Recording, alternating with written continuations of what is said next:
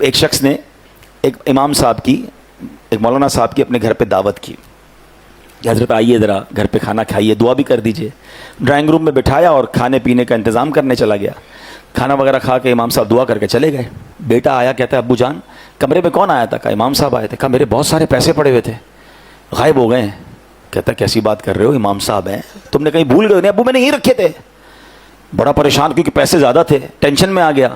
ابو کو سمجھایا، ابو کہ میں تو امام صاحب سے بات نہیں کروں گا، اتنی نیک شخصیت ہے، کوئی امام صاحب چوری کرنے تھوڑی آئے تھے، تم نے کہیں رکھ دیا ہوگا۔ کہتا نہیں ابو یہی رکھے تھے۔ بہرحال دل میں اس نے رکھی بات، پیسے زیادہ تھے، یاد تھے اس کو۔ 6 مہینے، سال بعد، 1 سال بعد پھر انہوں نے امام صاحب کی دعوت کی۔ بچہ تو بچہ ہی ہوتا ہے، اس کو اپنے پیسے یاد تھے، ابو کو دعوت یاد تھی، بچے کو پیسے یاد تھے۔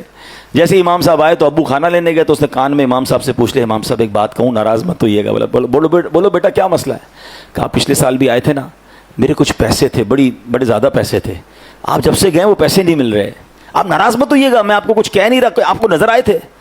یہ سن کر امام صاحب رونے لگ گئے۔ اتنی دیر میں والد صاحب بھی آ گئے۔ بیٹے نے کہا میں نے امام صاحب سے پوچھا ہے، وہ تو رو رہے ہیں۔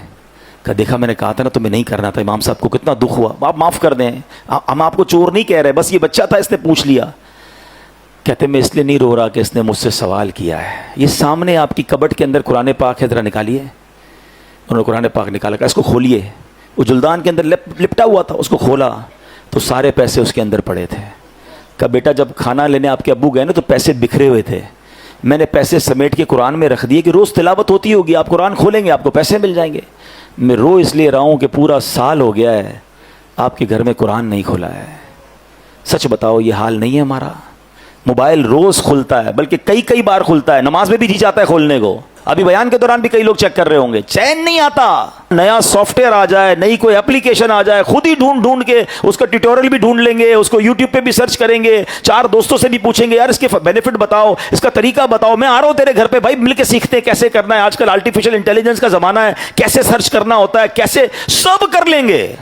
قرآن کے بارے میں یار ابھی تو واقعی مشکل ہے، اب تو کیسے پڑھیں؟ یعنی جس کو نہیں کرنا نا، ایک جملہ یاد کر لیں، امیر اہل سنت کا بڑا تاریخی جملہ ہے۔ آپ فرماتے ہیں جس کو کرنا ہو نا اس کے لیے راستے بہت، جس کو نہ کرنا ہو اس کے لیے بہانے بہت۔